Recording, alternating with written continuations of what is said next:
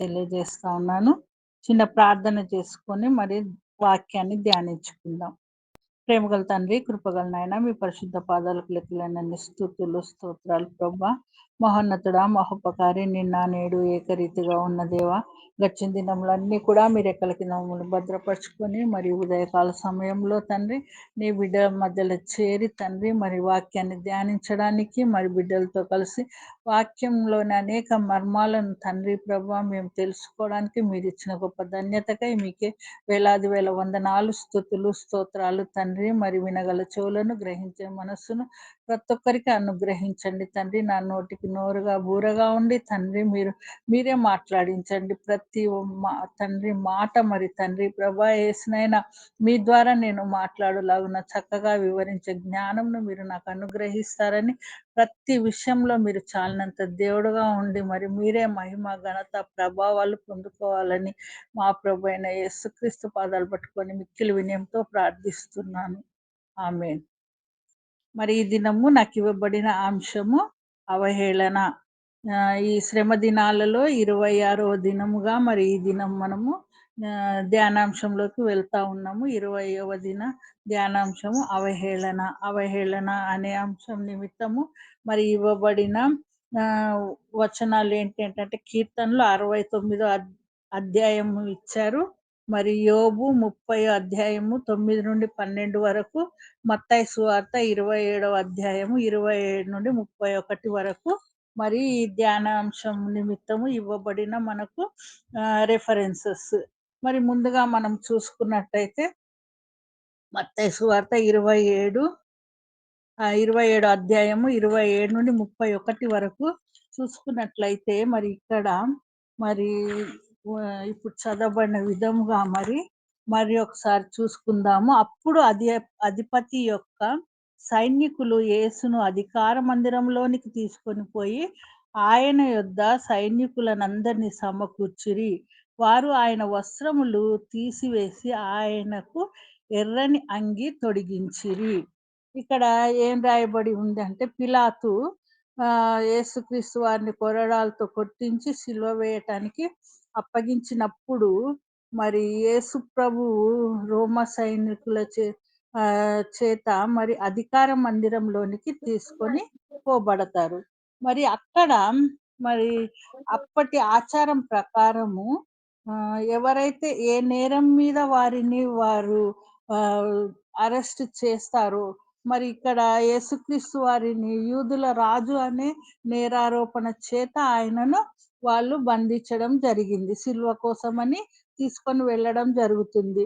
మరి ఆ విధముగా వారి పైన మోపబడిన నేరారోపణ ప్రకారముగా వారిని అలంకరించడం వారి యొక్క సంప్రదాయం అన్నమాట. అక్కడ అధికార మందిరంలోకి ఆయనను అలంకరించడానికి తీసుకొని వెళ్ళినప్పుడు 60 మంది రోమా ప్రజలు అక్కడ 600 మంది రోమా ప్రజలు అక్కడ ఉన్నారనమాట. వారి మధ్యలో యేసుక్రీస్తు వారిని వారు ఎంతగా అవమానిస్తున్నారు అంటే మరి ఆయనకు 27, 28 వచనం చూస్తే, వారు ఆయన వస్త్రములు తీసివేసి ఆయనకు ఎర్రని అంగి తొడిగించిరి. ఎర్రని అంగి ఆయనకు తొడిగించడం జరిగింది. ఎర్రని అంగి ఒక రాజుకు రాజసానికి గుర్తైన ఒక వస్త్రం అన్నమాట. మరి అటువంటి వస్త్రాన్ని మరి యేసుక్రీస్తు వారికి వారు తొడిగించారు. అది ఏ విధముగా ఉంది అంటే బాగా తొడిగేసి మొత్తం పాతగైపోయి, చీలికలైపోయి మరి ధరించడానికి గూడా పనికిరానటువంటి వస్త్రాన్ని మరి రాజవస్త్రముగా మరి యేసుక్రీస్తు వారికి ధరించి, ఆ 600 మంది రోమా ప్రజలు ఆయనను అధికార మందిరంలో ఎంతగానో అవమానించారు, అవహేళన చేశారు. ఆయనను గేలి చేయడము జరిగింది. ఆ ఎర్రని వస్త్రాలు ధరించి చిరిగిపోయి చీలికలైపోయిన ఆ వస్త్రము ఆయనకు ధరించి ఆయనను హేళన చేశారు. మరి ఎందుకు దేవుడు అంతగా మరి ఆయన మరి ఎందుకు అంతగా ఆయన హేళన చేయబడ్డారు? ఎందుకు అంతగా ఆయన అవమానింపబడ్డారు అంటే మరి రాజు ఆయన మరి ఆదాము అవ్వలను చూసుకున్నట్టయితే మరి ఆదికాండం 3వ అధ్యాయం 7వ వచనంలో ఆదాము అవ్వలు మరి వారు తినకూడని పండును తిన్నప్పుడు వారేమైపోయారు? వారు చేసిన తప్పిదం తెలుసుకొని దిగంబరులై, మరి వస్త్రాలు లేక వారు చెట్ల చాటుకు వెళ్ళిపోయి పాపము అనే దిగంబరత్వాన్ని వాళ్ళు పొందుకున్నారు. మరి కేవలము వాళ్ళు మాత్రమే కాదు గానీ, మనము తర్వాత ఈ సర్వలోకమంతా గూడా తెచ్చుకున్న పాపము, మరి ఆ పాపభరితమైన ఆ వస్త్రాలను దిగంబరత్వం నుండి మనకు విడుదల కలిగించడానికి, మనకొచ్చిన అవమానాలను మరి ఆయన ఆ అధికార మందిరంలో మరి మన కొరకు భరించి, ఆ చిరిగిపోయిన పాత వస్త్రాలను ధరించుకొని, మనకు మహిమ వస్త్రాలను, రక్షణ వస్త్రాలను, సంతోష వస్త్రాలను ఆయన మనకు ధరింపజేశారు. ఆయన అంతగా తగ్గించుకోవడానికి కారణము అంటే, మనము చేసిన ప్రతి పాపము కొరకు ఆయన ఆ సిలువలో అంతగా అవమానించి, హేళన చేయబడ్డారు. ఆ రాజు మందిరములో మరి ఆయనను అధికార మందిరంలో రోమా సైనికులందరూ గూడా ఎంతగా ఆయనను అవమానించారు అంటే, రాజవస్త్రాలు ధరించినట్టుగా రాజుగా ఆయనను అలంకరించి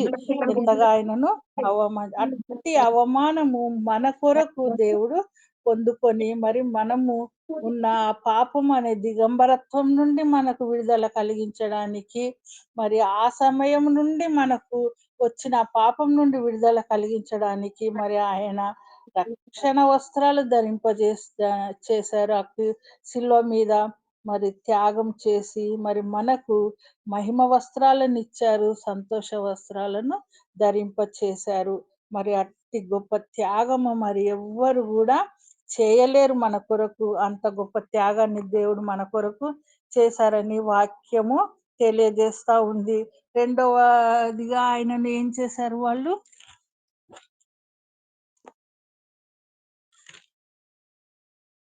ముళ్ళ కిరీటంను అల్లి ఆయన తలకు పెట్టి ఒక రెల్లు ఆయన కుడి చేతిలో ఉంచి ఆయన ఎదుట మోకాళ్ళూని యూదుల రాజు నీకు శుభమని ఆయన్ను అపహసించిరి. ఎంతగా ఆయనను అపహసిస్తున్నారు అంటే, ఆయన తల మీద మరి రాజు తల మీద ఒక బంగారు కిరీటం ఉంటది. కెంపులు, రత్నాలు, వజ్రాలతో పొదగబడిన అందమైన కిరీటం ఉంటది.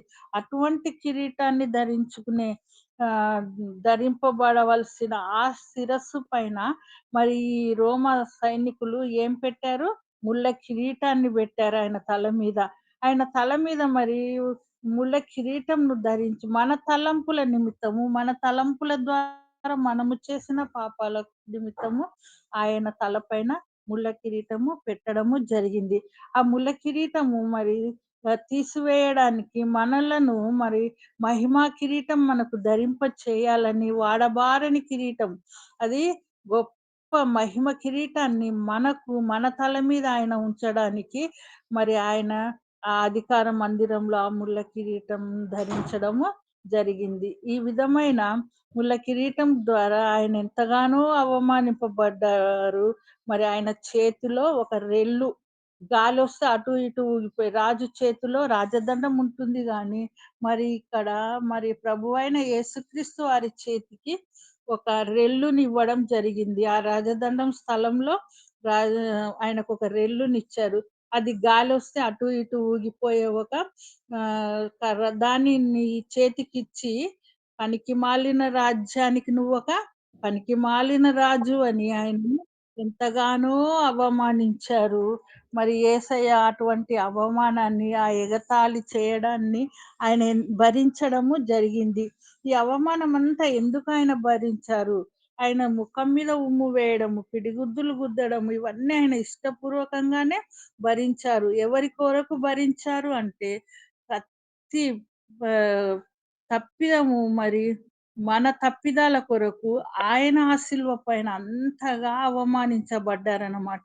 మరి మనకు ఆయన ఆయన రాజ్య వారసులుగా చేయడానికి మరి ఆయన భరిస్తూ వచ్చారు. మరి ఆ శిలువ మీద చిందించిన రక్తం ద్వారా మరి మనకు ఒక హ్మ్. రాజ రాజసింహాసనం పైన కూర్చునే అర్హత మనకు కల్పించారు. మనలను ఆ సింహాసనం పైన కూర్చుండబెట్టి, మన చేతికి రాజదండం ఇచ్చి, రాజకుమారులుగా మనల్ని చూడాలని మరి ఆయన ఆ శిలువ పైన అంతగా మరి రా సైనికుల రోమ సైనికుల మధ్యలో 600 మంది రోమీయుల మధ్యలో ఆయన మరి ఎంతగా ఆయన అవమానింపబడ్డారంటే, మరి ఆయన చేతులు "నువ్వు రాజువు, నువ్వు ఒక పనికిమాలిన రాజువు" అంటూ ఆయనను ఎగతాళి చేశారు. మరి అవమానించారు. ఆ అవమానాన్ని ఆయన ఎంత మౌనముగా భరించినట్టుగా మనము బైబిల్ గ్రంథంలో చూస్తాం. ఆయన మీద ఉమ్మి వేశారు, పిడిగుద్దులు గుద్దారు. ఇంతగా మరి అవమానించినా కూడా మరి ఆయన ఆ సిలువకు అప్పగించుకొని మన కొరకు గొప్ప సింహాసనాన్ని ఆర్ ఆయన రాజ్యంలో మన కొరకు ఆయన సింహాసనాన్ని ఏర్పాటు చేశారు. మరి మనము కూడా అటువంటి సింహాసనానికి అర్హులుగా ఉండాలి అంటే ఆయనను వెంబడించే వారిగా ఉండాలి. నిత్య జీవం పొందుకోవాలంటే మనము ఆయన రాజ్య వారసులుగా ఉండాలి అంటే మరి ఆయన నీతిని, ఆయన ఆహ్, చేసిన త్యాగాన్ని మనము ఎప్పుడు గూడా మర్చిపోవద్దు. మరి అటువంటి నీతి మార్గంలో మనము నడిచేవారిగా ఉండాలని మరి మత్తయి సువార్త 27వ అధ్యాయము మరి 27-31 వరకు మనకు తెలియజేస్తా ఉంది. ఇంత గొప్పగా దేవుడు మరి మన కొరకు ఆయన శిలువ పైన త్యాగం చేసి ఎంత గొప్ప త్యాగం అంటే మరి మన కొరకు ఆయన పనికి మాలిన వాళ్ళం ఎందుకు పనికిరాము. మరి మన జీవితాలు చూసుకుంటే ఎందుకు పనికిరాని జీవితాలు కలిగి ఉన్నప్పటికీ గూడా మరి మనల్ని అట్టి అవమానాల నుండి విడుదల కలిగించడానికి మరి మన కొరకు ఆయన అధికార మందిరంలో చిరిగిపోయిన వస్త్రాలు ధరించుకున్నారు. ముళ్ళ కిరీటంను పెట్టుకొని మరి తర్వాత మరి ఆ చేతిలో ఆ రెల్లును పట్టుకొని ఎంతగా మరి ఆయన అవమానాలు పొందుకున్నట్టు మరి చివరి రక్త బొట్టు వరకు గూడా ఆయన ఆ శిలువ పైన తన ప్రాణాన్ని అర్పించి త్యాగం చేసి మనకిచ్చిన రక్షణను మనం ఎల్లప్పుడూ గూడా మర్చిపోవద్దు. మరి ఆయన చేసిన త్యాగాన్ని మనము మర్చిపోకుండా ఎల్లప్పుడు గూడా మనము ఆయన రక్షణలో మరి ఆయన రాజ్య వారసులుగా ఉండాలని దేవుని కోరిక. అట్టి కోరికను మనం ఎల్లప్పుడు గూడా జ్ఞాపకం చేసుకోవాలని ఈ శ్రమ దినాలలో మనము అనేక అంశాలను ధ్యానిస్తూ మళ్ళీ మళ్ళీ ఆయన చేసిన త్యాగాన్ని మనము స్మరించుకుంటూ ఉన్నాము. మరి ఆ విధముగా యేసుక్రీస్తు వారు ఆ శిలువ పైన అంతగా అవమానింపబడ్డారు. ఆయన ఎంతగా అవహేళన చేయబడ్డారు అంటే, మరి మనము జీవితంలో అటువంటి పరిస్థితి వస్తే మనం ఏం చేస్తాము? ఆత్మహత్యలు చేసేసుకుంటాము. దేవుని మనము దూషించేస్తాము. ఆయనను మరి ఎంతగానో మరి దేవా ఏం జీవితం దేవా!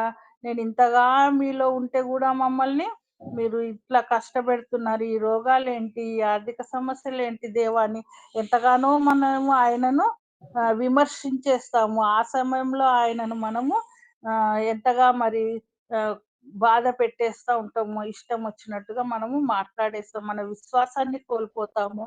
దేవుని సన్నిధిలో అంతగా మరి దేవుని నుండి పడిపోయే వారిగా ఉంటాము. ఆ విధంగా కాకుండా మరి మనము దేవునిలో దేవుడు చేసిన త్యాగాన్ని గుర్తుపెట్టుకోవాలి. అటువంటి పరిస్థితిలో గూడా ఆయన ఎంతగా మరి ఆయన దేవుణ్ణి విడిచిపెట్టకుండా మరి ఆ తండ్రి చిత్తాన్ని నెరవేర్చడం కోసము తండ్రి మరి ఆయన కుమారుణ్ణి మన పాపాల నిమిత్తము ఏర్పాటు చేసుకున్న కుమారుడు కాబట్టి తండ్రి చిత్తాన్ని ఆయన నెరవేర్చినట్టుగా చూస్తా ఉన్నాం. మరి ఇక్కడ మరి అదే విధముగా మరి యోబు గారిని చూసుకున్నట్టయితే మరి యోబు గారు కూడా అనేకమైన చిత్రహింసలు పొందుకున్నారు. అయినప్పటికీ గూడా ఏ మాత్రము గూడా ఆయన వెనుకంజ వేయలేదు. దేవుణ్ణి ఆయన ఎన్నడూ గూడా దూషించినట్టుగా మనకు కనబడదు. మరి యోబు గారి గురించి చూసుకుంటే ఎట్లాగూ ఆ సందర్భం వచ్చింది గాబట్టి యోబు గారి గురించి కొన్ని విషయాలు మనము జ్ఞాపకం చేసుకుందాము. మరి యోబు గ్రంథము మరి ఒక పద్య భాగముగా ఇక్కడ మొదటి పద్య భాగంగా వ్రాయబడి ఉంది. యోబు అంటే అర్థము బాధింపబడిన అని, వేధింపబడిన అని హెబ్రీ భాషలో యోబుగా యోబు అంటే అర్థము. అదే మరి అరబిక్ భాషలోకొచ్చేసరికి తిరిగి వెనకకు వచ్చిన వ్యక్తిగా ఆయన పేరుకు అర్థం ఇవ్వబడుతుంది. మరి ఎందుకు మరి ఇక్కడ యోబు గారు మరి 1:1లో చూసుకుంటే దేవుడు ఎంతగా ఆయనను ఆశీర్వదించారు అంటే మరి ఆయన గురించి సాక్ష్యము గొప్ప సాక్ష్యము ఇచ్చే వ్యక్తి అన్నమాట. దేవుడే ఆయన కోసము ఎంతో గొప్ప సాక్ష్యాన్ని ఇస్తా ఉన్నారు. యోబు గ్రంథము 1:1 చూసుకున్నట్టయితే, ఊజు దేశం నందు యోబు అను ఒక మనుష్యుడుండెను.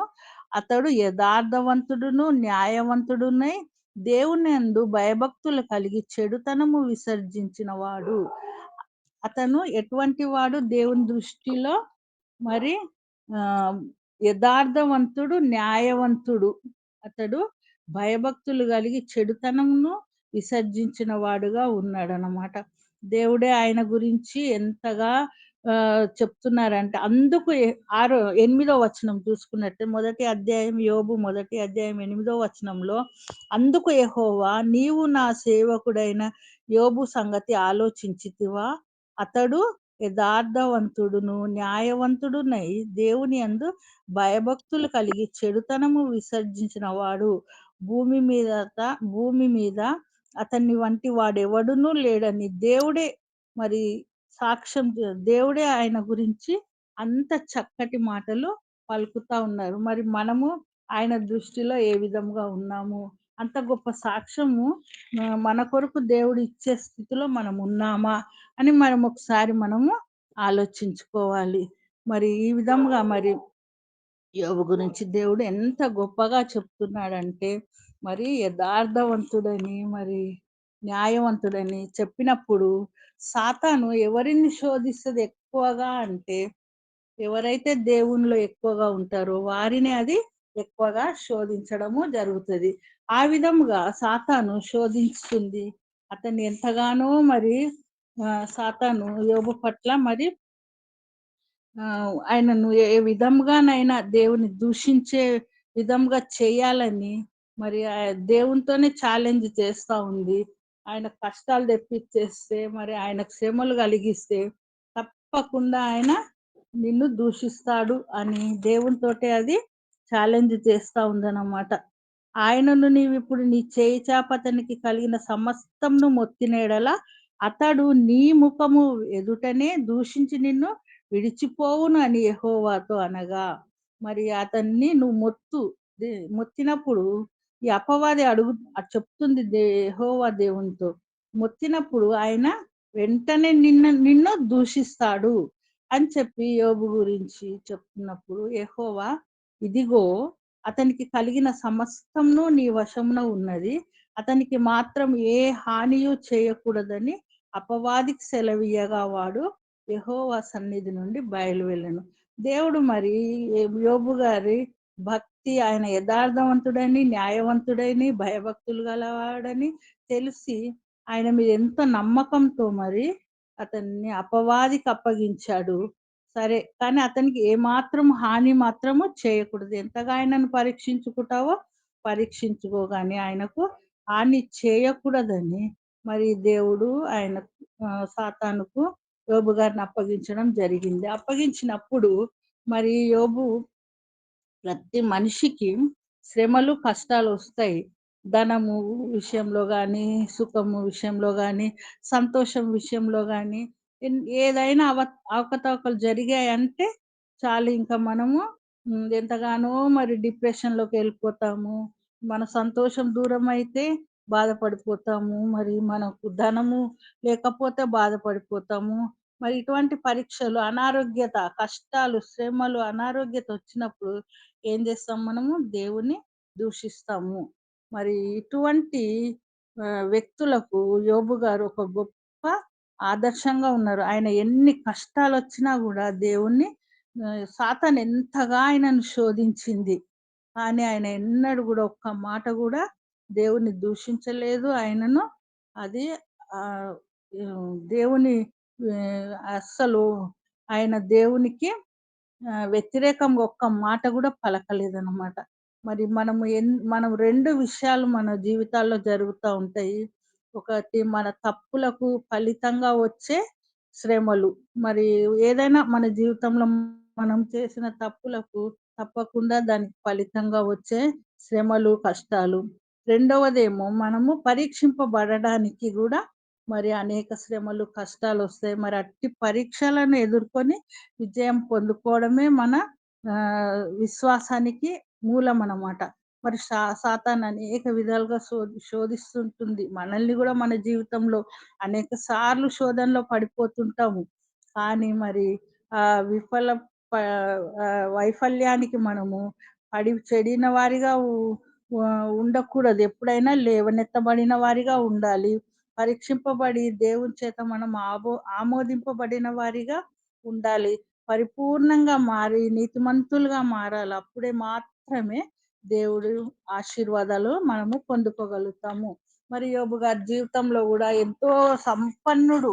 ఆ తూర్పు దేశంలోనే గొప్ప సంపన్నుడైన యోబు గారు మరి ఆయనకు 7,000 గొర్రెలు, 3,000 ఒంటెలు, 500 జతల ఎడ్లు, 500 ఆడగాడిదలు, అనేక మంది పనివారు ఆయనకు ఉన్నారు. ఉన్నప్పుడు మరి ఆయన ఎంత సంపన్నుడు, మరి సంతోషంగా ఆయన జీవితంలో ఏ కొదువ లేదు. ఆయన సంతానము 10 మంది సంతానము, 7 కుమారులు, 3 కుమార్తెలు.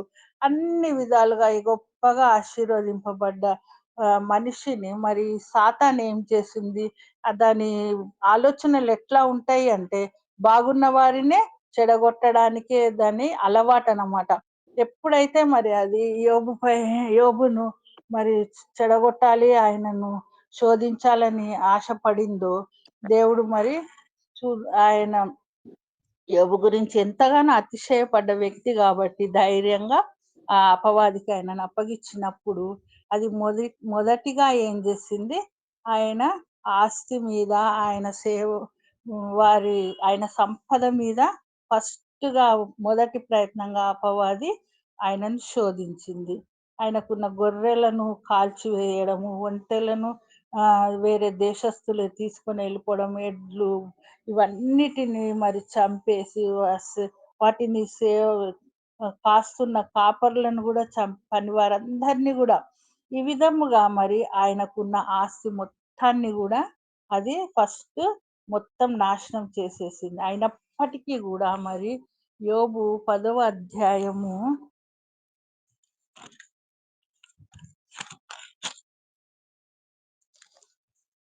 10, 11, 12.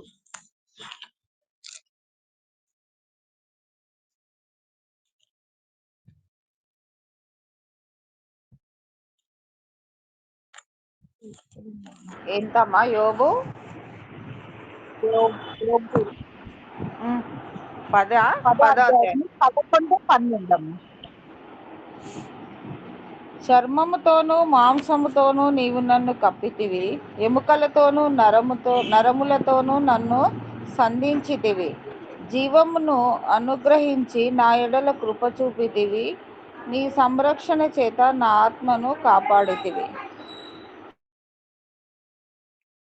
అయితే ఇక్కడ అంతగా మరి యోబుకున్న సమస్తమును నాశనం చేసేస్తే కూడా అతడు దేవుణ్ణి దూషించలేదు. దూషిస్తాడు అనుకుంది కానీ ఆయన దేవుని దూషించలేదు. ఆస్తి నాశనం అయిపోయినా సరే ఏమని అంటున్నాడు, నన్ను నీవే సంరక్షించావు కదా దేవా, మాంసంతో కప్పావు, చర్మంతో నన్ను కప్పావు, జీవం అనుగ్రహించావు, నా ఎడల కృప చూపించావు, నీ సంరక్షణ చేత నా ఆత్మను కాపాడావు కదా దేవా, నీవిచ్చావు నీవే తీసుకున్నావు అన్న విధముగా మరి దే ఆయనను దూషించకుండా, నా దోషమునకు పరిహారం చేయకుండు, నేను దోషకృత్యములు చేసిన యెడల నాకు బాధ కలుగును, నేను నిర్దోషి ఉండినను అతిశయపడను, అవమానంతో నిండుకొనను అని ఇంకా దేవుణ్ణే ఆయన జ్ఞాపకం చేసుకుంటూ ఉన్నాడనమాట.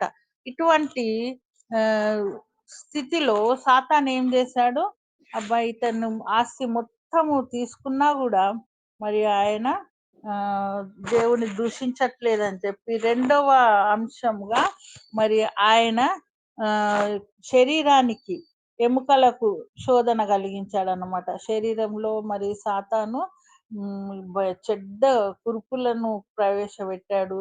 ఆ రోగాల బారి నుండి పడి గూడా మరి అటు ఎంత భయంకరమైన కురుపులతో మరి ఆయన ఆ బాధను భరిస్తూ వాటిని తగ్గించుకోవడానికి ఆ దురదను మరి తట్టుకోలేక చిల్ల పెంకులతో వాటిని గోక్కుంటూ అంతగా మరి ఆహ్, ఆయన మరి ఆహ్, బాధపడుతూ గూడా మరి ఒక్క మాట గూడా దేవుణ్ణి దూషించలేదన్నమాట. ఈ విధముగా రెండవసారి గూడా అపవాది ఆయనను ఎంతగా శోధిచ్చినా గూడా ఆయన శోధనలో పడిపోలేదు. ఆయనే విజయం పొందుకున్నాడు. ఎంతగా సాతాను అవమానపడింది. మూడవసారి గూడా మరి ఇంకొక ఆహ్, హ్మ్, ప్రయత్నంగా మరి అతని భార్యను తీసుకొనెళ్ళింది. అతని భార్య గూడా అతన్ని దూషించింది. మరి దూషించి మరి అతన్ని వెళ్ళు నువ్వు దేవుని యథార్థవంతుడు అనేసి అనుకుంటే గాదు. నువ్వు వెళ్ళు. వెళ్ళి ఆయనను ఆహ్, దేవుణ్ణి ఏదన్నా దూషిస్తే ఈ సాతాను నిన్ను ఇటువంటి కష్టాల నుంచి విడిచిపెట్టి వెళ్ళిపోతుందని అతని భార్య సలహా ఇచ్చింది. మరి అయినప్పటికీ గూడా ఆయన యథార్థవంతుడుగానే ఉన్నాడు. అటువంటి స్థితిలో మరి మామూలుగా కుటుంబరీత్యా మరి కుటుంబాలలో ఇటువంటి సమస్యలొస్తే భార్యాభర్తల మధ్య మరి ఏం నిర్ణయాలు తీసుకుంటారు? ఆత్మహత్యలు చేసుకోవడమో, ఏదో అటువంటి నిర్ణయాలు తీసేసుకొని మరి వాళ్ళు కృంగిపోయిన స్థితికి వెళ్ళిపోతారు కానీ, మరి తన సంతానమంతా గూడా పెద్ద తుఫాను గాలి వచ్చి కొట్టుకొని పోతది. సంతానం పోయింది, ఆస్తి పోయింది, మరి శరీరమంతా కురుపులతో, రోగాలతో నిండిపోయింది. చివరికి ఆయన భార్య గూడా ఆయనను దూషించే స్థితికి వచ్చేసినప్పుడు గూడా, ఆయన దేవుని ఒక్క మాట గూడా ఆయన అనలేదన్నమాట. మరి ఇక్కడ చూసుకున్నట్టయితే ఎంత తగ్గింపు ఆయనలో ఉంది అంటే, యేసుక్రీస్తు వారు ఆ శిలువ మీద ఎంతగా తగ్గించుకున్నారో, యోబు గూడా మాదిరిగా ఉన్నాడు. ఎంతగా ఆయన అవమానపడుతూ మరి అటువంటి స్థితిలో గూడా ఒక్క మాట గూడా ఆయన దేవునికి వ్యతిరేకంగా పలకలేదు. చివరిగా నాలుగు హస్త్రముగా మరి ఏం చేశాడు అపవాది తన స్నేహితులను పంపించాడు. మరి వాళ్ళు గూడా ఆయనను నిందించడం మొదలుపెట్టారు. మరి వారు అపవాదికి దూతలుగా వచ్చినట్టు వాళ్ళు ప్రవర్తించారనమాట. మరి అటువంటి నువ్వు ఏంటి నీ పరిస్థితి నిన్ను జూస్తుంటే ఇలా ఉన్నావు, అలా ఉన్నావు అని ఎన్ని రకాలుగా ఆయనను 4 అధ్యాయం నుండి 42 అధ్యాయం వరకు గూడా మరి ఆ స్నేహితులు ఆయనను ఎంతగానో మరి తప్పుదారి పట్టించడానికి ప్రయత్నించారు. కానీ మరి ఆయన యోబు గారు వారికి ప్రత్యుత్తరం ఇస్తూనే వచ్చాడు గానీ ఒక్క విషయంలో గూడా ఆయన తప్పిపోలేదు. ఎంత గొప్ప ఆహ్, వ్యక్తిత్వం గల వ్యక్తిగా మనము యోబు గారిని చూడొచ్చు. మనము వేరే చిన్న విషయానికే వేరే వారిని అపహాస్యం చేసేవారిగా ఉంటాము. మరి ఎంతగా మరి ఒకళ్ళను మనము కించపరిచే వారిగా ఉంటాము. మనకు కొంచెం కలిగిందంటే చాలు వేరే వారిని చీప్‌గా జూస్తా ఉంటాం. వేరే వారిని మరి అవమానిస్తూ ఉంటాము. అటువంటి పరిస్థితిలో ఉంటాం కానీ, ఇంత గొప్పగా ఆశీర్వదింపబడ్డ యోబు గారు మాత్రము తనకున్నదంతా పోయినా గూడా ఒక్క మాట గూడా ఆయన దేవుని విషయంలో పలకలేదు. కొంచెం అనారోగ్యత వస్తేనే మనం వెంటనే దేవుని దూషించేస్తాము. దేవునికి దూరం అయిపోతాం. నేనింక ప్రేయర్ నేను ప్రేయర్ అటెండ్ గాను.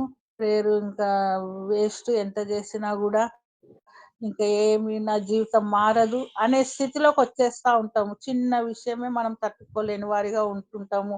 ఎంతగా దేవుణ్ణి మరి అవమానపరిచినా గూడా ఆయన ఆ శిలువ మీద ఆ శ్రమలు భరించారు. యోబును సాతాను ఎంతగా శోధిస్తే గూడా ఆ శ్రమలను ఆయన భరించి చివరకు రెండంతలుగా ఆయన ఆశీర్వదింపబడ్డారు. మళ్ళీ ఆయన సంతానం ఆయనకు తిరిగొచ్చేసింది.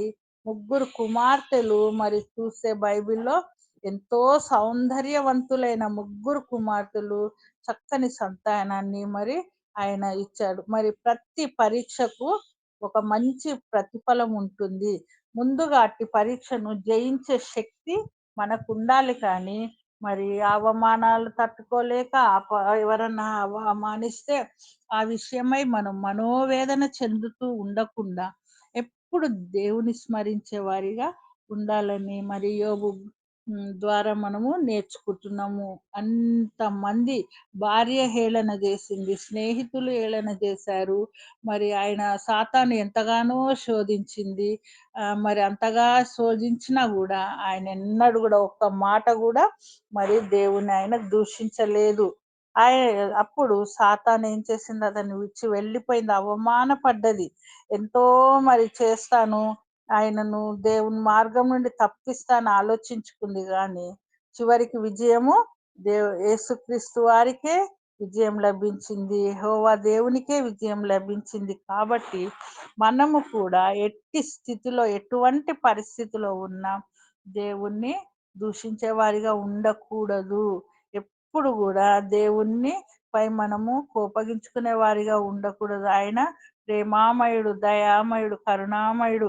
మరి ఆ శిలువ పైన మన కొరకే ఆయన ప్రాణం పెట్టాడు. ఆ విషయం మనం గుర్తు చేసుకోవాలా. మనకొచ్చిన అనారోగ్యతలను బట్టి, మరి మనకొచ్చిన నష్టాలను బట్టి, స్నేహితులు విడిచిపెట్టినా, మరి కుటుంబం అంతా ఆత్మీయులు విడిచిపెట్టినా గూడా పరలోక దేవుడు మనకున్నాడన్న విశ్వాసముతో మనము యోబులాగా ముందుకు సాగినట్లయితే మరి కూడా మనము పరీక్షలో విజయాన్ని పొందుకుంటాము. దానికి ఫలితంగా రెండంతల ఆశీర్వాదాలను మనము పొందుకుంటామని ఈ వాక్యం మనకు బోధిస్తా ఉంది. మరి ఇంకో చివరిగా చూసుకున్నట్టయితే మరి కీర్తనలు 69 అధ్యాయంలో చూసుకున్నట్టయితే మరి ఇక్కడ మరి దేవుడు ఆహ్, మరి దావీదు గారు దేవునికి ప్రార్థన చేస్తా ఉన్నారు. నేను 69:14 వచనం చూసుకున్నట్టయితే ముందుగా మరి దేవుడిని ప్రార్థిస్తా ఉన్నారు. నేను దిగిపోకుండా ఊబిలో నుండి నన్ను తప్పించుము. నా పగవారి చేతిలో నుండి, అగాధ జలములలో నుండి నన్ను తప్పించుము. ఇంకా చదువమ్మా 19th వరకు చదువు. నీటి వరదలు నన్ను ముంచనీయకుము. అగాధ సముద్రము నన్ను మృంగనీయకుము. గుంట నన్ను మృంగనీయకుము. యెహోవా నీ కృప ఉత్తమత్వమును బట్టి నాకు ఉత్తరమిమ్ము. నీ వాత్సల్య బాహుల్యతను బట్టి నా తట్టు తిరుగుము. నీ సేవకునికి విముఖుడవై ఉండకుము. నేను ఇబ్బందిలో నున్నాను, త్వరగా నాకు ఉత్తరమిమ్ము. నా యొద్దకు సమీపించి నన్ను విమోచింపుము. నా శత్రువులను చూచి నన్ను విడిపింపుము. నిందయు, సిగ్గును, అవమానమును నాకు కలిగెనని నీకు తెలిసి ఉన్నది. నా ఇక్కడ దావీదు విరోధులందరూ గారు నీకు కనబడుచున్నారు. ఇక్కడ నిందయు, సిగ్గును, అవమానమును నాకు కలిగినని నీకు తెలిసినది. దావీదు గారు దేవునికి ప్రార్థన చేస్తా ఉన్నారు. ముందుగా 5, 6 వచనాలలో దేవా నా బుద్ధిహీనత నీకు తెలిసే ఉన్నది. నా అపరాధములు నీకు మరుగైనవి కావు. ప్రభువా సైన్యములకు అధిపతియగు యెహోవా నీ కొరకు కనిపెట్టుకుని వారికి నా వలన సిగ్గు కలగనీయకుము. ఇశ్రాయేలు దేవా నిన్ను ఎదుకు వారిని నా వలన అవమానం నొందనీయకుమని ఇక్కడ దావీదు మరి దేవునికి ముందుగా ఆయన చేసిన తప్పిదాలను ఆహ్, బయలుపరుచుకున్నారు. మరి దేవా నేను మీ కారణంగా నేను అందరి ముందు అవమానపరచబడుతున్నాను. అంటే ఇక్కడ చూసుకున్నట్టయితే యేసుక్రీస్తు వారిని మనం ఇక్కడ జ్ఞాపకం చేసుకోవాలా. ఆయన ఏ పాపము తెలవకపోయినా గూడా మరి అక్కడున్న ప్రజలందరూ ఆయనను సిలువ వేయమని అరుస్తా ఉన్నారు. కేకలు పెడతా ఉన్నారు. బరబ్బను విడిపించమని. పాపం చేసిన వ్యక్తి ఇక్కడ న్యాయముగాను మరి నీతిమంతుడుగా ఉన్న వాళ్ళకు శిక్ష పడుతుంది.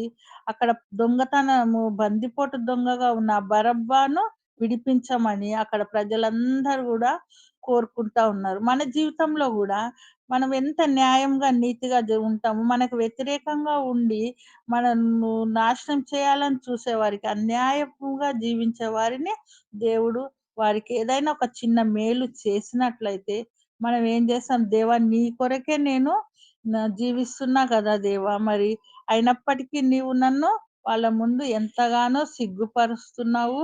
మరి ఇక్కడ దావీదు గారు గూడా అదే అడుగుతున్నారనమాట. నేను నీ కొరకే జీవిస్తున్నప్పుడు నువ్వు వారి ముందు నన్ను సిగ్గుపరిచినట్లయితే మరి నా విశ్వాసము నేను వారి ముందు ఎంతో అవమాన పడిపోతాను దేవా! మరి కాబట్టి మీరు అటువంటి వారి ముందు నన్ను సిగ్గుపడనీయకు దేవా! అని ఆయన దేవుణ్ణి కోరుతా ఉన్నాడు. మీ కారణంగా నేను నిందలు మోస్తున్నాను. యేసుక్రీస్తు వారిని చూసుకున్నట్టయితే మరి దేవుని కొరకు అనేక నిందలు ఆయన మోయడం జరిగింది. అయినప్పటికీ ఆయన అవమానపడ్డారు. దావీదు గారు గూడా అదే అడుగుతున్నారు. నేను మీ కొరకు అనేకమైన అవమానాలు పడుతున్నాను. కానీ మరి మీరు ఎదుటి వారినే ఆశీర్వదిస్తే నాకు వారి ముందు ఎంతగానో నేను సిగ్గుపడాల్సొస్తుంది దేవా! అటువంటి పరిస్థితి నాకు రానివ్వొద్దు అని దేవుడినాయన ప్రార్థిస్తా ఉన్నాడు. మరి 14-19 వరకు చూసుకుంటుంటే గూడా ఎంత గొప్పగా దేవుని ప్రార్థిస్తున్నాడంటే, ఊబిలో నుండి నన్ను తప్పించు, నా పగవారి చేతిలో నుండి, అగాధ జలములలో నుండి నన్ను తప్పించుము. నీటి వరద నుండి నన్ను ముంచనీయకుమని, నీ కృప నా మీద ఉండాలని, వాత్సల్యం నాపై చూపించమని, మరి నన్ను సమీపించే శత్రువుల నుండి నన్ను విడిపింపుమని, మరి నిందయు, సిగ్గుయు, అవమానము నాకు కలగకుండా కాపాడమని దేవుని ప్రార్థిస్తా ఉన్నారు. మరి ఇక్కడ దావీదు గారు ఎంతగా దేవుని ప్రార్థిస్తున్నాడు అంటే, ఆయన ప్రతి తప్పిదాన్ని ఆయన ముందు ఒప్పుకున్నాడు. మరి ఒప్పుకొని మరి ఆయన తనను ఏ విధముగా ఆశీర్వదించాలో అన్న అంశాలను ఇక్కడ ప్రార్థనా పూర్వకంగా మనకు చూపిస్తా ఉన్నారు. మరి ఇంకొక విషయం చూసుకున్నట్టయితే మరి ఇస్కారియోతు యూదా గారి గురించి గూడా ఇక్కడ కీర్తనలు 69 26 వచనంలో రాయబడింది. నీవు మొత్తిన వానిని వారు తరుముచున్నారు. నీవు గాయపరిచిన వారి వేదనను వివరించుచున్నారు. దోషము మీద దోషము వారికి కలుగనిమ్ము. నీ నీతి వారికి అందనీయకుము. జీవగ్రంథంలో నుండి వారి పేరు తుడిచిపెట్టుము. నీతిమంతుల పట్టీలో వారి పేరులు వ్రాయకుము. ఇక్కడ ఈ వచనాలు ఇస్కారియోతు యూదా గారి గురించి ముందుగానే రాయబడి ఉందన్నమాట. దేవుని అప్పగించిన ఇస్కారియోతు యూదా గారి పేరు జీవగ్రంథంలో ఉండకుండా తుడిచిపెట్టాలని చెప్పి దావీదు గారు మరి యేసుక్రీస్తు వారి గురించి మరి దేవునికి ముందుగానే మొరపెడతా ఉన్నారన్నమాట. అటువంటి వారిని వారి పేరు జీవగ్రంథంలో లేకుండా చేయమని ఇక్కడ దావీదు దావీదు గారు మరి ఇస్కారియోతు యూదా గురించి చెప్పడము జరుగుతుంది. మరి ఇవన్నీ గూడా మరి చూసుకున్నట్లయితే ఇచ్చిన అంశము అవహేళన. మరి కొన్ని అధ్యాయాలు మరి ధ్యానించాలి గాబట్టి, వాటి గురించిన కొన్ని విషయాలు మాత్రం మరి అది అంశంనకు సంబంధించి మరి దీంట్లో అర్థం ఏంటో నాకైతే తెలవట్లేదు గానీ, మరి ఇక్కడ ఈ 69వ అధ్యాయంలో మాత్రము మరి దేవుణ్ణి దావీదు గారు ఏ విధంగా ప్రార్థించారు, మరి ఇస్కరియోతు యూదా గారి గురించి ఏ విధంగా ఆయన ప్రార్థించారు, ఆయన గురించి ముందుగానే దేవుడు మరి దావీదు గారికి బయలుపరిచిన విషయాలు ఇక్కడ రాయబడి ఉన్నాయని మరి బైబిల్ వాక్యంలో తెలియజేయబడతా ఉంది. ఈ విధముగా మరి దేవుడు మరి మనతో మాట్లాడుతా ఉన్నారు. దావీదు గారి ద్వారా మరి యూదా వారి యోబు గ్రంథం ద్వారా మనకు మరి తండ్రి యొక్క మరి చిత్తాన్ని నెరవేర్చడానికి యేసుక్రీస్తు వారు ఈ లోకానికి రావడము, ఇవన్నీ విషయాలు మనకు ఈ దేవుడు ఈ దినము మనకు బయలుపరుస్తా ఉన్నారు. మరి అవహేళన చేయబడ్డ అనేక అంశాలు ఉన్నాయి. మరి చూసుకున్నట్టయితే మరి పెనిన్నా ఆమె మరి హన్నాకు పిల్లలు లేనప్పుడు మరి పెనిన్నా ఏం చేసింది? ఆమెను ఎంతగానో మరి బాధించింది. సమూయేలు 1:20లో చూసుకున్నట్టయితే మరి ఎంతగా మరియు ఆమె ఓర్చుకొని నిందలను భరిస్తూ దేవుని సన్నిధిలో ప్రార్థన కన్నీరు కార్చింది. ఆమె ప్రార్థనను బట్టి దేవుడు తనకు ఉన్న నిందను పోగొట్టి ఒక కుమారుని ఇచ్చినట్టుగా మనము చూస్తా ఉన్నాము. ఇక్కడ హన్న మన పెనిన్నాతో ఎంతగానో అవమానించబడింది. అట్టి పరిస్థితిలో దేవుని సన్నిధిలో అవమానాలు ఎదురైనప్పుడు, అవహేళన ఎదురైనప్పుడు, అవమా మరి ఎవరైనా మనల్ని హేళన చేసినప్పుడు, ఆ సమస్య నిమిత్తం మనం దేవుని సన్నిధిలో కన్నీటి ప్రార్థన చేసినట్టయితే, అట్టి కార్యం నుండి విడుదల పొందుకోవచ్చు. మరి ఇక్కడ శారాను చూసినట్టయితే గూడా మరి హాగరు గర్భవతి అయినప్పుడు మరి ఆమె గూడా శారాను ఎంతగానో మరి నిందించినట్టు, అవమానించినట్టు చూస్తాం. అటువంటి పరిస్థితిలో గూడా మరి ఆహ్, అక్కడ దేవుడు ఈ అవమానం నుండి మరి ఆహ్, వృద్ధురాలైన శారాకు మరి గర్భఫలాన్ని ఇచ్చినట్టుగా మనము చూస్తా ఉన్నాము. అనేక మంది ఎన్నో అవమానాలు యేసుక్రీస్తు వారు గూడా సాతాను చేత శోధింపబడి అవమానాలు అవహేళన చేయబడ్డారు. నీకు నువ్వు దేవుడవైతే ఈ రాళ్ళను రొట్టెలుగా చేయమన్నారు. మరి అట్లా ఎన్నో రకాలుగా మరి ఆయనను గూడా సాతాను శోధించినట్టు, అవమానించినట్టుగా మనము చూస్తా ఉన్నాము. ఈ విధంగా మరి ఆయన సిలువను మనము ధ్యానించేటప్పుడు మరి మనం ఏమి జ్ఞాపకం చేసుకోవాలంటే మరి ఎవ్వరైనా గూడా ఆయనను వెంబడించడానికి ఉపేక్షింపకూడదు. ప్రతి దినము ఆయన సిలువను ఎత్తుకొని ఆయనను వెంబడించే వారిగా మనం ఉండాలి గానీ, మరి ప్రతి చిన్న విషయానికి మనము ఎవరో ఏదో అంటారు అని హేళన చేస్తున్నారని, మరి అవమానిస్తున్నారని అట్టి విషయాలకు మనము తల వంచి దేవుడికి దూరస్తులుగా ఉండకుండా, మరి ఎప్పుడు ఆయన సిలువను మోసుకునే వారిగా, ఆయన సిలువ మీద పడ్డ అవమానానికి, మరి హేళనకు, తిరస్కారానికి, మరి చివరికి తన్ను తాను ఉపేక్షించుకోకుండా మరణానికి అప్పగించుకున్న ఆ సిలువను మనము గుర్తు చేసుకొని వాటిని అన్నిటిని గూడా మనం ఎదిరించాలి. ఎదిరించి నిలబడాలి. నిలబడ్డప్పుడే మనము ఆహ్, ఆయన త్యాగానికి మనము ఉపయోగం చేసిన వారుగా ఉంటాము. మనలను మనం ఒక్కసారి జ్ఞాపకం చేసుకుందాము. ఆయన పనిలో సాగాలంటే మరి అవమానాలొస్తాయి, నిందలొస్తాయి, హింసలొస్తాయి, మరణమొస్తది. అవన్నీ సంభవించినా గూడా మరి ఆయనను ఎప్పుడు గూడా ఆయన సిలువ మోసేవారిగానే ఎన్ని కష్టాలొచ్చినా సిలువను విడవకుండా ఎల్లప్పుడూ విశ్వాసమును ఎక్కువగా మనలో విశ్వాసంను పెంపొందించుకోవాలి. ఆయన పనిలో గూడా మనము విజయం సాధించే వారిగా ఉంటామని దేవుని వాక్యము సెలవిస్తా ఉంది. ఈ సిలువ ధ్యానాలలో మనం కూడా సిలువను మోసేవారిగా మరి ఆయన పడ్డ శ్రమలను, హింసలను, అవమానాలను జ్ఞాపకం చేసుకొని ఎల్లప్పుడూ మరి ఆ సిలువను విడవకుండా సిలువను మోసేవారిగా మనము ఉండాలని ఒక వాక్యం మనకు సెలవిస్తా ఉంది. మరి సమయం ఎక్కువ తీసుకున్నానమ్మా? ఇంకొక చిన్న స్టోరీ జెప్పి ముగించేస్తాను.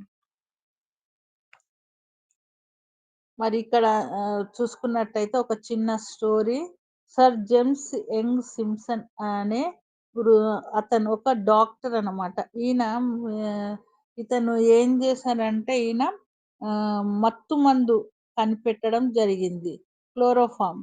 మరి ఆపరేషన్స్ చేసేటప్పుడు ఏ ఇచ్చే ఎనస్థీషియా ఇస్తారు గదా! అటువంటి మత్తు మందును కనిపెట్టిన వ్యక్తి అన్నమాట. ఇంగ్లాండ్ దేశస్థుడు. డేవిడ్ సింప్సన్, మేరీ జియారీ అనే దంపతులకు ఈయన మొదటి కుమారునిగా జన్మించాడు. ఈయన ఒక మంచి క్రైస్తవ జీవితాన్ని జీవించిన వ్యక్తిగా ఉన్నారు. మరి ఇక్కడ చూసుకున్నట్టయితే సింప్సన్ ఒక మిలిటరీ డాక్టర్ అన్నమాట. ఆ కాలంలో ఆపరేషన్‌లు చేసేటప్పుడు రోగికి నొప్పి తెలియకుండా మత్తు కలిగించటానికి గాని, స్మారకం లేకుండా చేయటానికి గాని ఎలాంటి పరిస్థితి లేదు. అనస్థీషియా అనేదే మరి అచేతనంగా చేయగల మత్తు అనేది కనిపెట్టబడలేదన్నమాట. జబ్బు కంటే వాటి కొరకు చేసే ఆపరేషన్‌లనే మరణాంతకంగా ఉండేవి.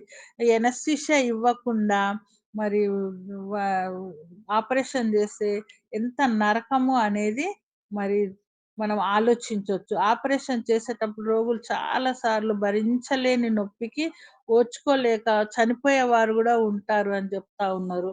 కొందరైతే నొప్పికి భయపడి ఆపరేషన్‌లు చేయించుకోకుండా మరి అలాగే ఉండిపోయి చివరికి ఆ వ్యాధుల వల్లనే చనిపోయేవారు గూడా ఉంటారు. మరి డాక్టరు సింప్సను తన పేషెంట్‌ల నొప్పి వల్ల అరిచే అరుపులు, ఏడుపులు భరించలేకపోయాడు. తన పేషెంట్‌ల నొప్పికి తాళలేక ముఖ్యంగా చిన్న పిల్లల నొప్పి భరించలేక అరుస్తూ ఉంటే, మరి పక్కకు వెళ్లి కుళ్ళి కుళ్ళి ఏడ్చేవాడట. మరి అది చూసి కొందరు సహ డాక్టర్లు ఆయనను విమర్శించారు, హేళన జేశారు. ఈయనేం డాక్టరు, ఈయన ఈయన ఒక డాక్టరేనా? ఈయనసలు డాక్టర్‌గా ఉండదగ్గ వాడే కాదు అని ఆయనను హేళన చేయడము మొదలుపెట్టారు. మరి హేళన అనే అంశం గాబట్టి, మరి ఆయన ఏ విధంగా హేళన చేయబడ్డాడు, మరి దాని పరిణామంగా ఆయన పొందుకున్నదేంటి అని నేను ఈ స్టోరీ ద్వారా చెప్పడం జరుగుతుంది. మరి సింప్సన్ మంచి క్రైస్తవుడు. దేవుని వాక్యంలో ఎంతో ఆయనకు ఆహ్ దేవుని వాక్యాన్ని ఎంతో ప్రేమించేవాడు. బైబిల్‌లో నిగూఢమైన విషయాలను గ్రహించేవాడు. ఆశతో పదే పదే బైబిల్ చదివేవాడు. ఒక దినం ఒక బైబిల్ పఠనంలో మరి ఆదికాండము 2వ అధ్యాయము 21వ వచనం దగ్గర విశేషంగా ఆకర్షితుడయ్యాడనమాట. అప్పుడు దేవుడైన యెహోవా ఆదా ఆదామునకు గాఢ నిద్ర కలుగజేసి అతడు నిద్రించినప్పుడు అతని పక్కటెముకలలో ఒక దానిని తీసి ఆ చోటును మాంసంతో పూడ్చివేసెను.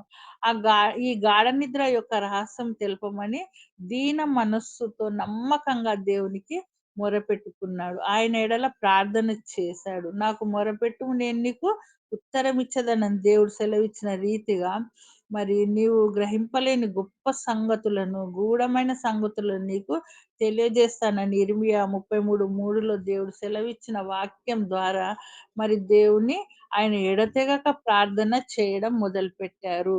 దివారాత్రులు పలు విధమైన మందులతో ప్రయోగాలు చేసి చివరకాయన ప్రార్థనలకు దేవుడు జవాబిచ్చాడు. ఆదాము గాఢ నిద్ర యొక్క రహస్యము ఆయన కనుక్కోవడము సింప్సన్‌కు దేవుడు తెలియజేశాడు. మరి 1847 సంవత్సరంలో ఆయన క్లోరోఫార్మ్‌ను కనుక్కున్నాడనమాట. క్లోరోఫార్మ్‌ను కనుక్కున్నాడు. అది సరి అయిన మోతాదులో ఆపరేషన్ చేయబడుతున్న పేషెంట్‌కి ఇస్తే సురక్షితంగా అతన్ని అచేతనంగా అంటే అనస్థీషియా ఇవ్వడం ద్వారా అతన్ని అచేతనంగా చేసి అతనికి ఎలాంటి నొప్పి కలగకుండా ఆపరేషన్ చేయవచ్చని కనుగొన్నాడు. మరి ఈయన ఇచ్చిన సాక్ష్యం ఏంటంటే వైజ్ఞానిక రంగంలో మనకు ఎంత ప్రగతి సాధించినా అదంతా గూడా దేవుడు మనిషికి పెట్టిన భిక్ష. ఆత్మరక్షణ కోసం మనం చివరికి బైబిల్ దగ్గరకు రావాల్సిందే అని ఎలుగెత్తి చెప్పిన ధైర్యశాలి. అన్ని డాక్టర్స్ ట్రీట్మెంట్స్ అయిపోతాయి. అన్ని ప్రయత్నాలు అయిపోయినంక చివరికి మనం ఏం జేస్తాము?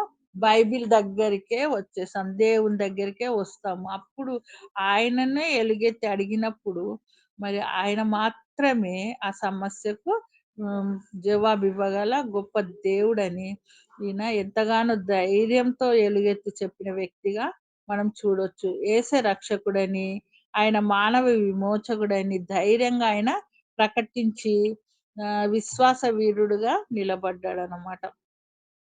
మరి ఎడిన్‌బర్గ్ యూనివర్సిటీలో డాక్టర్ సింప్సన్‌కు జరుగుతున్న సన్మాన సభలో మీ జీవిత కాలంలో మీరు కనుగొన్న అతి గొప్ప విషయం ఏంటి అని విలేకరులు ఆయనను ప్రశ్నించినప్పుడు ఆయన ఏమాత్రం తడుముకోకుండా నా జీవితంలో నేను కనుగొన్న అతి ప్రాముఖ్యమైన విషయం ఏమంటే మీరందరూ అనుకుంటున్నట్లుగా మత్తు మందును కనిపెట్టుట కాదు కానీ నేను పాపినని యేసుక్రీస్తు నా రక్షకుడని కనుగొన్నానని చెప్పి అక్కడ వారిని ఉన్న వారందరినీ గూడా విస్మయపరిచిన గొప్ప వ్యక్తి. ఎంత గొప్ప డాక్టర్ అంటే మరి ఎంత గొప్పగా మరి మందును కనిపెట్టడము, ఎంతో మరి బాధ నుండి రిలీఫ్ ఇచ్చిన గొప్ప వ్యక్తి. కానీ ఎంతగా తగ్గించుకున్నాడు అంటే కేవలం నేను పాపిని. యేసుక్రీస్తు వారే నాకు రక్షణ కలిగించారు. నేను ఇంత గొప్పగా ఆశీర్వదింపబడడానికి కారణము ఆయన నా పట్ల ఉండడము, నేను ఆయనను ప్రార్థిస్తున్నప్పుడు ఆయన నాకు జవాబిచ్చి నన్ను ఈ విధంగా ఆశీర్వదించాడని గొప్ప సాక్ష్యం చెప్పే బిడ్డగా ఉన్నారు. మరి మన పరిస్థితి ఏ విధముగా ఉంది?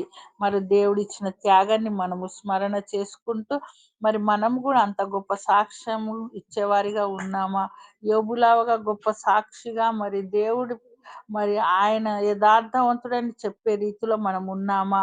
మరి లేకపోతే మరి దేవుని దూషించి మరి రావాల్సిన దీవెనలను పోగొట్టుకునే వారిగా ఉన్నామని దేవుడు మనల్ని ప్రశ్నిస్తా ఉన్నాడు. మనల్ని మనం పరీక్షించుకోవాలి.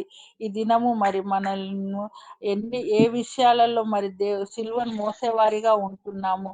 అన్ని విషయాలలో సిలువను మోసేవారిగా ఉండాలని దేవుడు కోరుకుంటూ మరి మనకిచ్చిన ఈ ఈ ఆశీర్వాదాలను మనం ఎల్లప్పుడూ కూడా పోగొట్టుకోకుండా రెండంతల ఆశీర్వాదాలను పొందుకునే వారిగా ఉండాలని ఆశపడుతూ ఈ చిన్న వాక్యాన్ని ముగిస్తున్నాను.